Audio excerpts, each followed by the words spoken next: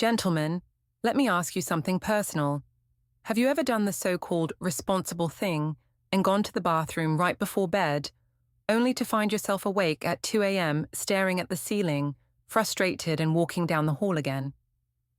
Since childhood, this has been drilled into our heads. Go one more time, just in case. Our parents meant well. For decades, it even seemed like good advice. But once you reach your 60s, this habit may sabotage your nights more than it saves them. Here's the truth. The problem isn't simply about that final bathroom trip. It's not a matter of weak willpower or just part of aging. In fact, the real reasons your bladder wakes you in the dark hours are set in motion much earlier in the evening, sometimes even hours before your head touches the pillow. And the science is fascinating. Studies on nocturia, the medical term for waking up to urinate, show that small lifestyle choices about timing, diet, and environment can create ripple effects strong enough to either preserve or destroy your sleep. I'm Grace Miller, and after more than 20 years of working with men navigating the challenges of aging, I've seen how this single issue, nighttime bathroom trips, silently erodes confidence, intimacy, and health. Too many men laugh it off or accept it as just part of getting old. But I can assure you, the body always leaves clues, and if you learn to read them, you can reclaim the deep restorative sleep you deserve. I'm pulling back the curtain on 5 hidden mistakes that wake you up at night tonight. These aren't the generic tips you've heard 100 times, like drink less or don't have caffeine. Instead, we're diving deeper into the timing of your hydration, how your bladder empties, the foods on your dinner plate, and even the temperature of your bedroom. One of these strategies doesn't just help you sleep through the night, it also improves your digestion and reduces inflammation while you rest. Imagine waking up rested, sharper, lighter, and more energetic. And here's the best part, change can begin tonight. Sometimes all it takes is one slight adjustment, one shift in routine, to transform your body's behavior. But before we dive in, do me a quick favor. If you're ready to reclaim your uninterrupted sleep, finally, hit that like button right now. It truly helps this message reach other men who need it. Subscribe to the channel so you never miss our weekly health insights, and tell me in the comments what country you're watching from. I love connecting with our global family of men who refuse to let age steal their vitality. Consider this moment. What if drinking water too late in the evening is the hidden trigger pulling you out of your deepest sleep? Many men I've worked with are surprised to learn that it's not just how much water you drink, but when you drink it that matters most after age 60. The common advice is, don't drink before bed. But that's far too simplistic and in many cases harmful. Restricting fluids too much leads to dehydration, headaches, constipation, and even higher blood pressure. The key isn't avoiding water, it's creating a healthy cutoff point, the 3-hour liquid curtain. Here's why the curtain matters. Every sip you take doesn't simply sit in your stomach. It's absorbed into your bloodstream, increasing your blood volume. From there, your kidneys filter out that excess fluid and pass it down to your bladder. This process, from drinking to that familiar urge to go, takes about 90 minutes to 3 hours. Here's the catch. Our kidney function slows as we age. What your body used to handle in 90 minutes can take much longer, meaning that late evening tea or one last glass of water at 9:30 could be the very thing pulling you out of bed at 1 a.m. Let me give you an example. A retired bus driver I consulted with, John, used to drink 2 big glasses of water right before bed because he was worried about staying hydrated. He thought he was being healthy, but instead, he woke up 4 or 5 times every night. Once we shifted his hydration to earlier in the day and put a firm stop at 7 p.m., his nighttime bathroom trips dropped to just once.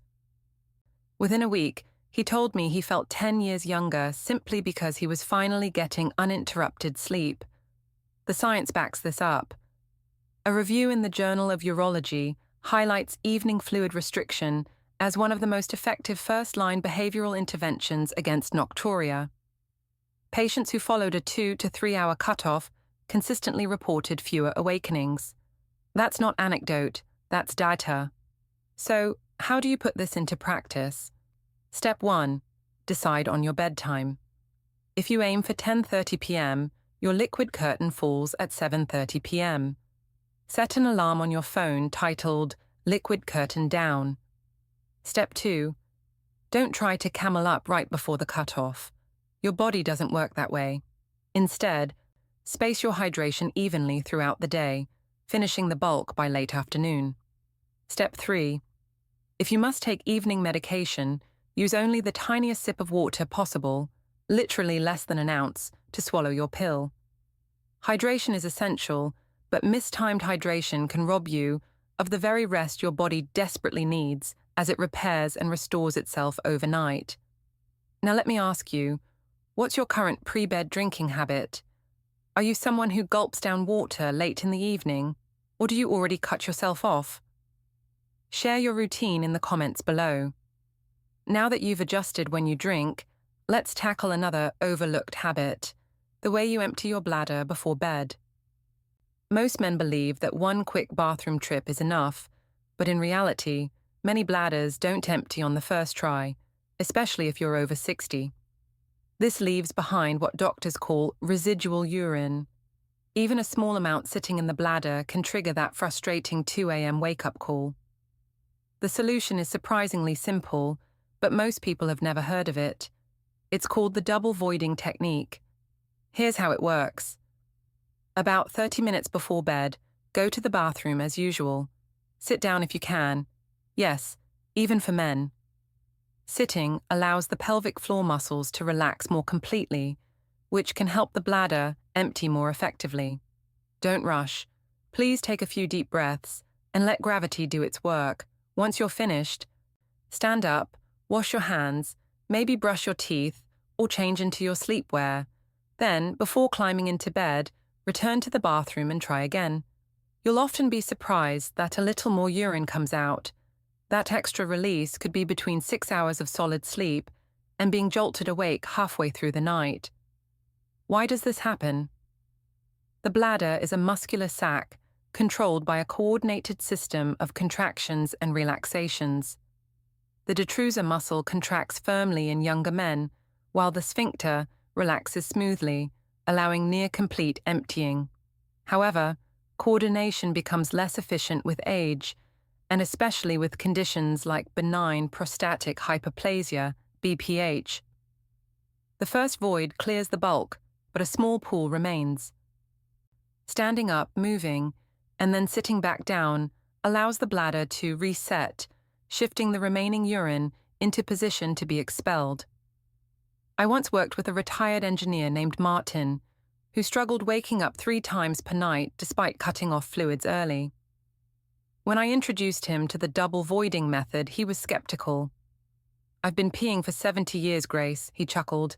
"I think I know how to do it." But after 1 week of trying it, he called me, amazed. He was now sleeping through the night with only 1 wake-up, sometimes none. He told me it was like discovering a hidden switch in his own body, and the science backs Martin's experience.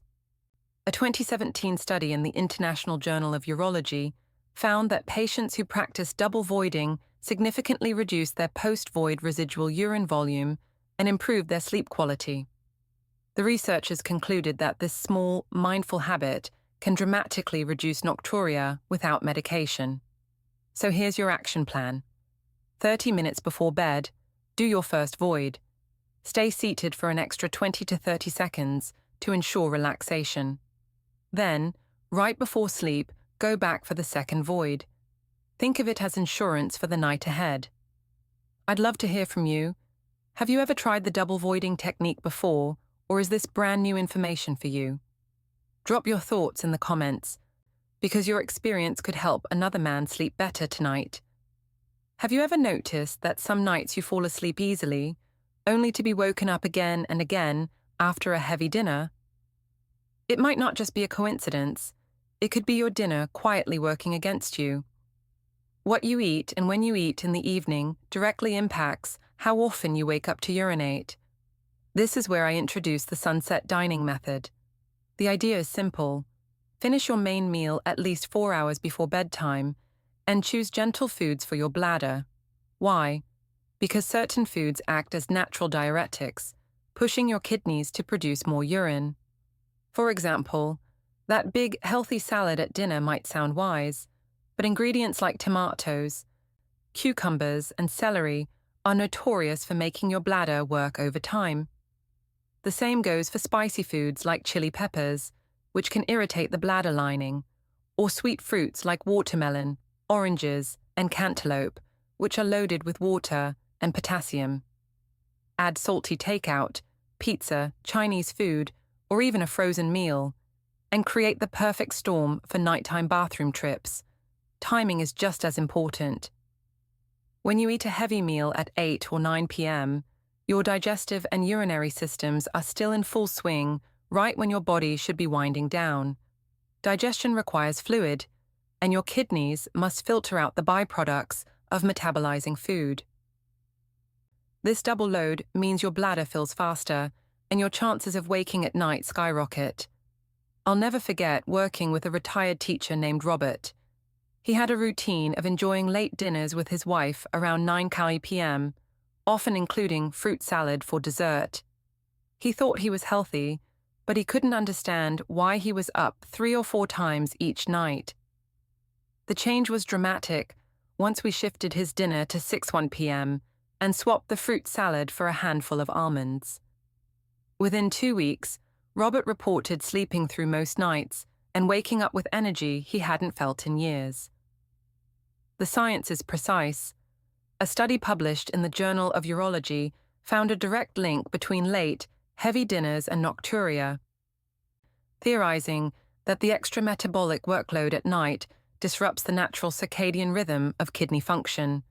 In plain English, eating too late keeps your kidneys and bladder on the night shift when they should be off duty.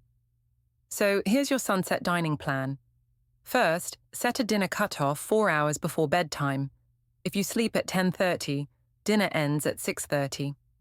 Second, build bladder-friendly meals with lean proteins like chicken or fish, complex carbs like brown rice or sweet potatoes, and vegetables such as carrots, broccoli, or peas. Use herbs like rosemary, basil, or thyme instead of salt or chili powder. And if you need a snack later in the evening, go for something light and protein-based, like a boiled egg or a small handful of nuts, rather than fruit or ice cream. So what's your go-to evening snack? After hearing this, will you reconsider it? Share your answer in the comments. I'd love to know. You might not think your bedroom temperature has anything to do with your bladder, but it absolutely does. In fact, one of the most surprising triggers for nighttime bathroom trips isn't what you eat or drink, but the environment you sleep in. I call this the sleep cocoon, and it could be the missing piece in your fight against midnight awakenings. Here's the science. When your body gets too cold, even just a few degrees, it initiates cold diuresis. This is your body's way of protecting your vital organs. The blood vessels in your arms and legs constrict, pushing more blood toward your core. That sudden shift increases central blood pressure, which your kidneys misinterpret as fluid overload. Their response? Filter out more liquid, which ends up in your bladder. So, instead of resting peacefully, your kidneys are tricked into keeping you up at night. I once worked with a gentleman named David, a 72-year-old former mechanic. He swore he followed all the rules. No late-night drinking, light dinners, even double voiding. But he was still waking up twice every night. After digging, we realized he kept his bedroom at a chilly 62 degrees Celsius because he liked the crisp air. Worse, he slept barefoot. His night trips dropped dramatically once he adjusted the thermostat to 68 degrees and started wearing lightweight wool socks. Sometimes the fix isn't in your habits, but your environment. The research supports this. A study published in the American Journal of Physiology demonstrated that even a mild drop in core body temperature during sleep significantly increased urine output. In other words, being too cold is enough to send you to the bathroom. So, how do you build your sleep cocoon? Start with the room temperature. Most experts recommend between 65 and 69 degrees, 18 to 22 Celsius, for older adults. That sweet spot keeps you comfortable without triggering cold diuresis. If you don't have a thermostat, experiment with blankets or a programmable heater to maintain stable warmth. Next, pay special attention to your feet. Cold feet are one of the most potent triggers for vasoconstriction. A good pair of breathable wool socks can prevent this, keeping circulation steady and your bladder calm. Don't underestimate this small detail. It's often the difference between deep sleep and restless nights. Finally, evaluate your sleepwear and bedding. Choose natural, breathable fabrics like cotton, bamboo, or lightweight wool. These regulate body temperature better than synthetic materials, which trap moisture and cause overheating.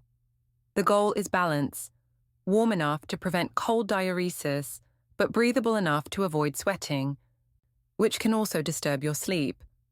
Think of your sleep cocoon as armor against unnecessary nighttime wake-ups. It's not just about comfort, it's about physiology. Creating the right thermal environment sends your body a clear message: stay asleep, stay calm, and let the kidneys rest. Now I'm curious, what's your ideal bedroom temperature at night? And do you wear socks to bed, or do you prefer bare feet? Share your answer in the comments, and let's see which side wins the poll. Most men don't realize their sleep position could quietly sabotage their nights. You can cut off fluids early, eat the right foods, even warm your room perfectly, yet still wake at 3 a.m. simply because of how your body is aligned in bed. This is what I call the body alignment method, and it's one of the most powerful yet overlooked strategies for reducing nighttime urination. Here's why posture matters. When you sleep flat on your back, the weight of your abdominal organs presses directly down on your bladder. Even if your bladder isn't full, that constant pressure can trick your brain into thinking it is. The result? A false sense of urgency that pulls you out of deep sleep. But there's another hidden danger. Sleeping on your back increases the risk of snoring and sleep apnea. During an apnea episode, your breathing stops briefly, oxygen levels drop, and your heart becomes stressed. In response, your heart releases a hormone called atrial natriuretic peptide, ANP, which signals the kidneys to excrete more sodium and water. Translation: your body tells you to pee more when you stop breathing properly at night. This is why sleep apnea and nocturia so often go hand in hand. The good news? Sleeping on your side, especially your left, takes the pressure off the bladder, improves circulation, and helps keep your airway open. But it's not just about turning sideways. Done incorrectly, side sleeping can twist your spine or strain your hips, leaving you sore in the morning. That's where pillow placement becomes essential. I once worked with Charles, a 68-year-old retired pilot. He swore he couldn't sleep unless he were on his back. Night after night, he was up 3 or 4 times. When I encouraged him to try side sleeping with a firm pillow between his knees, the transformation was remarkable. Within a week, his wake-ups dropped to just 1. Within a month, he was often sleeping straight through the night. His wife told me, laughing, that she felt like she had a new man, rested, calmer, and more energetic during the day. Here's how you can apply the body alignment method tonight. First, make a conscious effort to fall asleep on your left side. If you tend to roll onto your back, try the old trick of sewing a tennis ball into the back of your pajama shirt. It makes lying on your back uncomfortable enough to keep you on your side. Second, place a firm pillow between your knees. This prevents your top leg from sliding forward, which keeps your hips and spine aligned while reducing pressure on your bladder. Third, check your head pillow. When lying on your side, your nose should align with the center of your chest. If your pillow is too thin or thick, your neck will tilt and strain your airway. Your sleeping posture is more than comfort, it's physiology. Aligning your body reduces mechanical pressure and hormonal signals that wake you at night. Now, I'd love to know your favorite sleeping position, back, stomach, or side. Drop your answer in the comments, because you might discover you're not alone. Even when you're doing everything right, cutting off fluids early, double voiding, eating smart, and sleeping in the correct position, there will still be nights when your bladder tries to test you. That's why I like to give my patients a simple checklist I call the 5 golden rules. Think of them as your backup system, the little habits that keep you on track when life gets messy. Rule number 1. Volume control. If you must sip something after your liquid cutoff, limit it to 1 ounce, no more than a shot glass. Rule number 2. Timing is sacred. 3 hours before bed is your hard stop for any significant fluid. Make it non-negotiable. Rule number 3. Temperature matters. Avoid ice-cold drinks at night. They can shock your system and stimulate urine production. Room temperature or warm is always safer. Rule number 4. No just-in-case trips. Stay there once you've done your double void and are in bed. Getting up again, just to be sure, only fuels anxiety and wakes your body further. And finally, rule number 5. Relax. Stress and tension interfere with bladder emptying. When you sit down to void, take a few slow breaths. Let it happen naturally. These 5 rules may sound small, but stack the odds in your favor. Remember, the goal isn't perfection, it's progress. Even 1 fewer wake-up each night can dramatically improve how you feel in the morning. So, my friends, we've gone far beyond the old advice of don't drink before bed. We've uncovered a complete system, a toolkit of habits that work in harmony. From the way you time your hydration, to how you fully empty your bladder, to the food you choose at dinner, the warmth of your bedroom, and even the way you position your body at night, each piece plays a role in restoring the restful, uninterrupted sleep you deserve. But here's the essential truth. You don't have to change everything all at once. That's overwhelming. Instead, I challenge you to pick just 1 pillar that resonated most with you tonight. It could be moving your dinner earlier, placing a pillow between your knees, or it could be as simple as wearing socks to bed. Try it consistently for 3 nights, then notice how your body responds. Small steps are powerful because momentum builds from success. I want to hear from you. Which strategy will you try first? Drop your answer in the comments. Your choice might inspire another man halfway around the world struggling with the same problem. And if this video gave you clarity or hope, type the word HOPE in the comments so we can build a wall of encouragement for every man who reads it. Finally, if you haven't already, hit that like button, subscribe, and turn on notifications.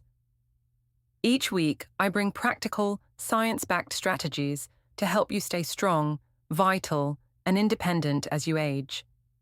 We are building a community of men who refuse to let age steal their sleep, health, or joy. Here's to quiet nights, brighter mornings, and the energy to live fully.